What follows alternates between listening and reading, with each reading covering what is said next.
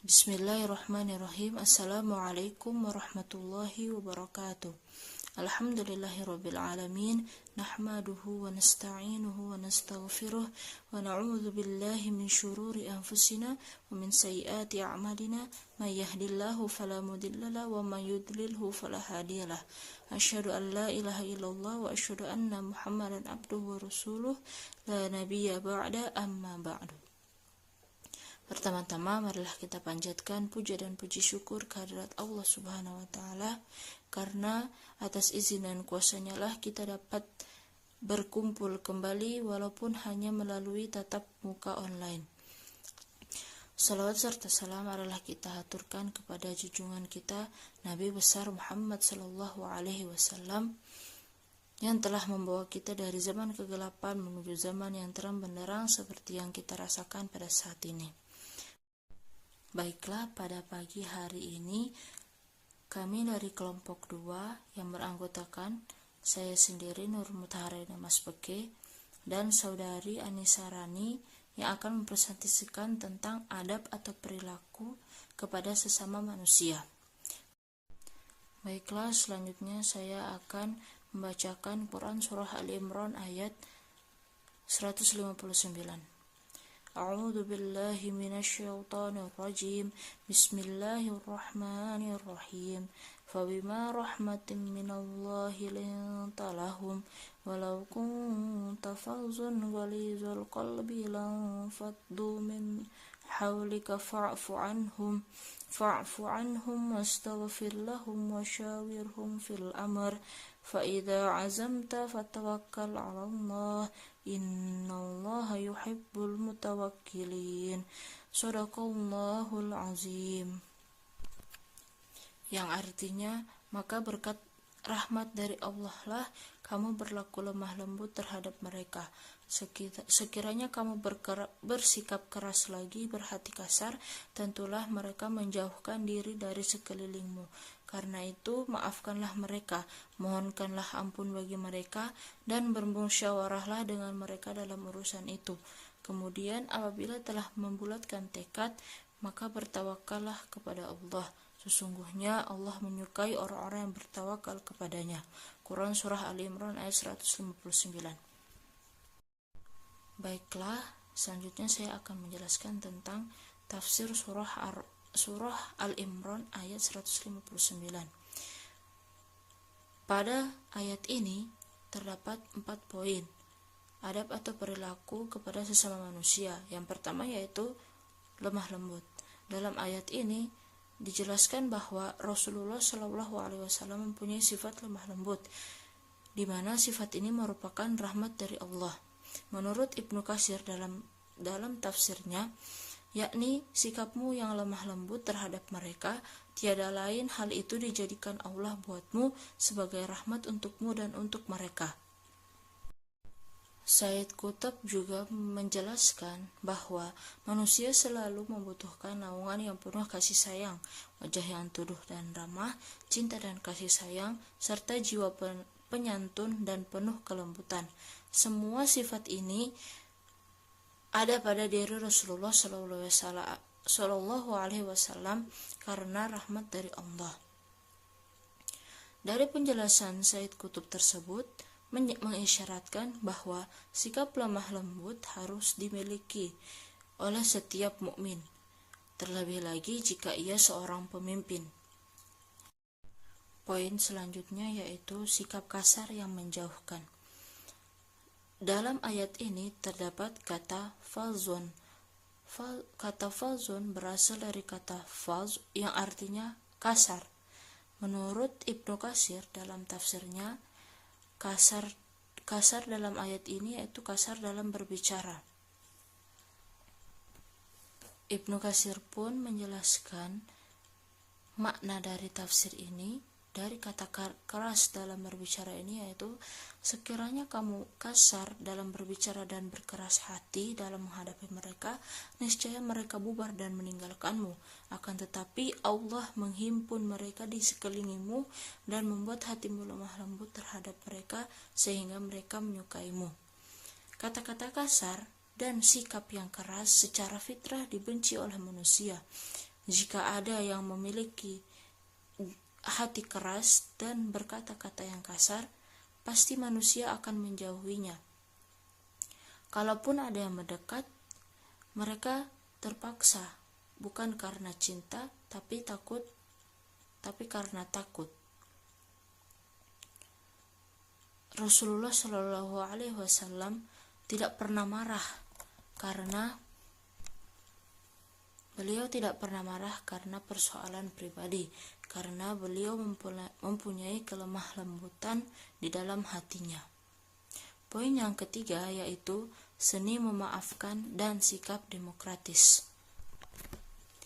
Dalam ayat ini dijelaskan bahwa Allah memerintahkan Rasulullah untuk memaafkan kaum muslimin yang bersalah dan memohonkan ampunan kepada Allah. Allah juga memerintahkan Rasulullah untuk mengajak kaum muslimin tersebut bermusyawarah. Menurut Sayyid Qutb dalam Tafsir fi Zilalil Quran, menurut Sayyid Qutb dalam Tafsir fi Zilalil Quran, Islam menerapkan prinsip musyawarah dalam sistem pemerintahan, sehingga Rasulullah sendiri melakukannya. Rasulullah selalu bermusyawarah dengan kaum muslimin. Contohnya, seperti saat Perang Badar. Rasulullah bermusyawarah meminta pendapat para sahabat tatkala yang mereka hadapi adalah kaum Quraisy, yang bukan lagi kafilah dagang Abu Sufyan. Lalu para sahabat pun menyatakan kesiapannya untuk berperang bersama dengan Rasulullah SAW. Begitu banyak contoh musyawarah Rasulullah dan sahabat dalam sejarah, sehingga dalam istilah modern Rasulullah sangat demokratis. Beliau mengajak para sahabat musyawarah kecuali pada hal-hal yang telah ditetapkan oleh wahyu Allah Subhanahu wa Ta'ala. Poin yang terakhir yaitu tawakal dan menyikapi hasil musyawarah. Dalam ayat ini Allah memerintahkan bahwa jika musyawarah telah menghasilkan keputusan, pegang keputusan itu dan bertawakallah kepada Allah.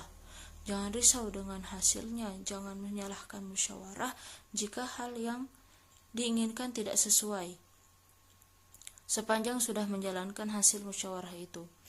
Menurut Ibnu Katsir dalam tafsirnya, yakni apabila engkau bermusyawarah dengan mereka dalam urusan itu dan kamu telah membulatkan tekadmu, hendaklah kamu bertawakal kepada Allah. Tidak hanya dalam musyawarah saja, dalam setiap keadaan apapun, jika kita sudah meminta, serahkan semua kepada Allah, bertawakallah kepada Allah. Sesungguhnya Allah mencintai orang-orang yang bertawakal. Saya akan melanjutkan presentasi dari Ara, yaitu Quran Surah Al-Hujurat ayat 11-12. Sebelumnya saya akan membacakan ayatnya. Yang pertama itu ayat ke-11. A'udzu billahi minasyaitonir rajim. Bismillahirrahmanirrahim. Ya ayyuhalladzina amanu la yaskhar qaumun min qaumin asa an yakunu khairan minhum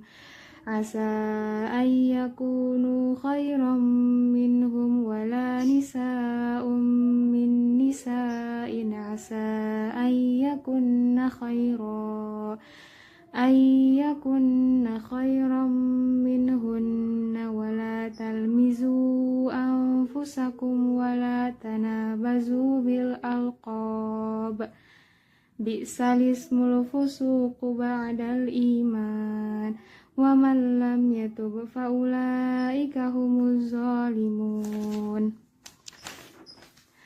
Ya ayyuhalladzina amanu jtanibu katsiran minaz zann inna ba'daz zanni ismun wa la tajassasu wa la yaghtab ولا يغتب بعضكم بعضا أيحب أحدكم أن يأكل لحم أخيه ميتا فكرهتموه واتقوا الله إن الله تواب رحيم, yang artinya, wahai orang-orang yang beriman, janganlah suatu kaum mengolok-olok kaum yang lain, karena boleh jadi mereka yang diolok-olokkan lebih baik dari mereka yang mengolok-olok. Dan jangan pula perempuan-perempuan mengolok-olokkan perempuan lain, karena boleh jadi perempuan yang diolok-olokkan lebih baik dari perempuan yang mengolok-olok. Janganlah kamu saling mencela satu sama lain, dan janganlah saling memanggil dengan gelar-gelar yang buruk. Sesungguhnya seburuk-buruk panggilan adalah panggilan yang buruk ataupun fasik setelah beriman. Dan barang siapa yang tidak bertobat, maka mereka itulah orang yang zalim. Wahai orang-orang yang beriman, jauhilah banyak dari prasangka, sesungguhnya sebagian prasangka itu dosa. Dan janganlah kamu mencari-cari kesalahan orang lain, dan janganlah ada di antara kamu yang menggunjing sebagian yang lain. Apakah ada di antara kamu yang suka memakan daging saudaranya yang sudah mati? Tentu kamu merasa jijik, dan bertakwalah kepada Allah, sungguh Allah Maha Penerima Tobat dan Maha Penyayang. Jadi dari ayat yang sudah saya bacakan tadi, di sini ada penjelasannya bahwa di ayat 11 itu Allah menjelaskan bagaimana sebaiknya pergaulan kita sebagai orang-orang yang beriman, dan di antara orang-orang yang beriman di dalamnya terdapat hal-hal yang diperingatkan oleh Allah agar kaum beriman menjauhinya karena dapat merusak persaudaraan di antara mereka itu. Contoh misalnya yang seperti yang disebutkan, salah satunya itu mengolok-olok orang lain, mengejek diri sendiri, dan memanggil orang lain dengan gelar yang buruk. Contohnya dari mengolok-olok orang lain tuh kayak ngejek gitu loh, bahwa misalnya si A tuh punya kekurangan, terus kita ngejek dengan menirukan kekurangannya sehingga si A tuh jadi sakit hati, dan bisa jadi kan kita tahu nih orang yang sakit hati tuh doanya kekabul banget kan. Nah, jadi kita sebagai orang beriman tuh tidak boleh mengolok-olok orang lain, apalagi sampai menghina fisiknya. Terus yang kedua yang Allah jelaskan juga menjelekkan diri sendiri.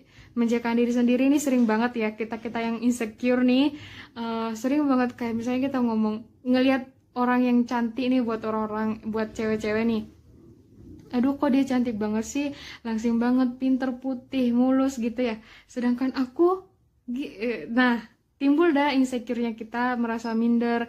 Jadi kita secara tidak langsung tuh kayak menghina diri sendiri, tidak menghargai diri sendiri, dan kita sudah termasuk menghina ciptaan Allah dan tidak menghargai ciptaan Allah yang ada pada diri kita. Karena sebenarnya kita itu menginginkan apa yang lebih dari kita, dan kita nggak tahu dibalik apa yang dikasih sama Allah sama kita tuh ada hikmahnya gitu. Nah, untuk yang memanggil orang lain dengan gelar buruk, misalnya nih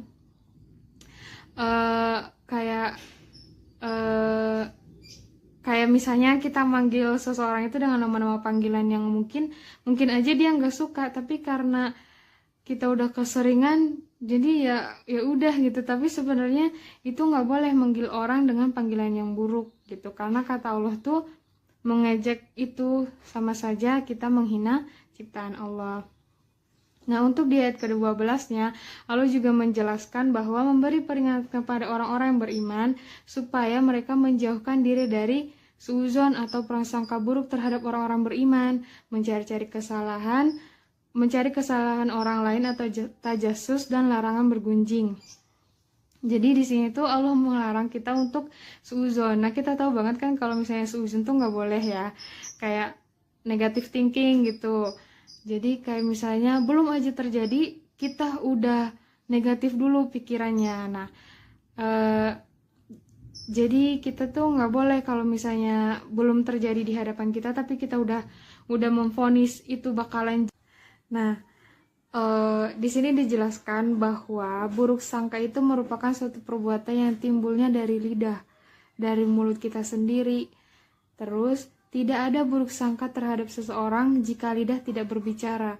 Buruk sangka terhadap siapapun sangat tercela dan dicela oleh agama, baik buruk sangka terhadap Allah maupun terhadap sesama manusia. Mengenai tentang tajasus ataupun mencari-cari kesalahan orang, itu ada nasihat di sini. Nasihat bagi yang suka mencari kesalahan orang lain dari Imam Abu Hatim bin Hibban al-Busti. Beliau berkata, orang yang berakal wajib mencari keselamatan untuk dirinya dengan meninggalkan perbuatan tajasus dan senantiasa sibuk memikirkan kejelekan diri sendiri. Sesungguhnya orang yang sibuk memikirkan kejelekan dirinya sendiri dan melupakan kejelekan orang lain, maka hatinya akan tentram dan tidak akan merasa capek. Setiap kali dia melihat kejelekan yang ada pada dirinya, maka dia akan merasa hina tatkala melihat kejelekan yang serupa pada saudaranya. Sementara orang yang senantiasa sibuk memperhatikan kejelekan orang lain dan melupakan kejelekannya sendiri, maka hatinya akan buta, badannya akan merasa letih, dan akan sulit baginya meninggalkan kejelekan diri sendiri. Jadi dari perkataan beliau nih ya, dari sini tuh kita mengerti bahwa menghindari tajasus itu tuh bisa menyelamatkan diri kita sendiri, bisa membuat kehidupan kita jadi tenang, damai, dan tentram gitu ya. Nah, selanjutnya dari yang ayat ke-12 ini saya sudah menjelaskan tentang berprasangka buruk ataupun suudzon, mencari-cari kesalahan orang lain ataupun tajasus. Nah, yang terakhir itu larangan bergunjing. Bergunjing itu sama halnya dengan bergibah. Gibah itu biasanya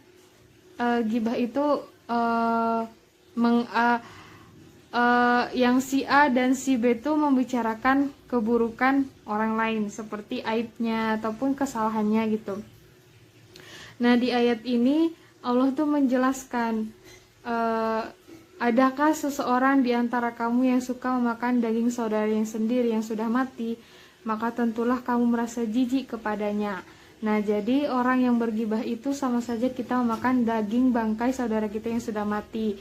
Nah, apakah kita mau makannya? Tentu tidak kan? Kita bakal merasa jijik. Nah, ngelihatnya aja ataupun menciumnya aja kita semua udah jijik gitu kan. Jadi, kalau kita bergunjing ataupun bergibah itu sama saja kita makan daging saudara kita sendiri. Nah, sebisa mungkin gibah itu harus dihindari karena pertanggungjawabannya juga sangat besar. Kita juga bakal menjadi saksi di akhirat kelak. Bener nggak dia melakukan itu gitu kan? Nah, ataupun dalam hadis Rasulullah tuh barang siapa yang menjaga aib saudaranya, maka Allah akan menjaga aibnya dia di dunia maupun di akhirat. Jadi mari sama-sama kita menyembunyikan rahasia saudara kita. Adapun mungkin yang jelek kita saja yang nyimpan gitu. Baiklah, sekian presentasi dari kelompok kami. Apabila ada kesalahan, mohon dimaafkan. Wabillahi taufiq wal hidayah. Wassalamualaikum warahmatullahi wabarakatuh.